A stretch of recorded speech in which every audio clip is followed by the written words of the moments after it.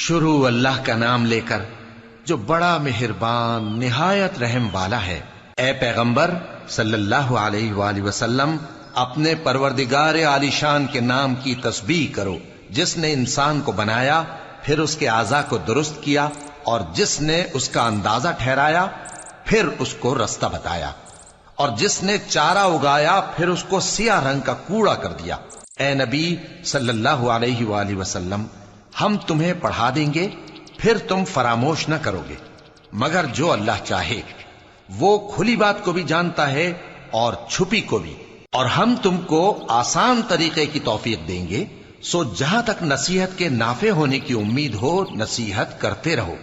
جو خوف رکھتا ہے وہ تو نصیحت حاصل کرے گا، اور بے خوف بدبخت اس سے کترائے گا۔ جو بڑی تیز آگ میں داخل ہوگا، پھر وہاں نہ مرے گا اور نہ جیے گا۔ بے شک وہ مراد کو پہنچ گیا جو پاک ہوا، اور اپنے پروردگار کا نام لیتا رہا اور نماز پڑھتا رہا۔ بات یہ ہے کہ تم لوگ تو دنیا کی زندگی کو ترجیح دیتے ہو، حالانکہ آخرت بہت بہتر اور ہمیشہ باقی رہنے والی ہے۔ یہی بات پہلے صحیفوں میں بھی درج ہے، یعنی ابراہیم اور موسیٰ کے صحیفوں میں۔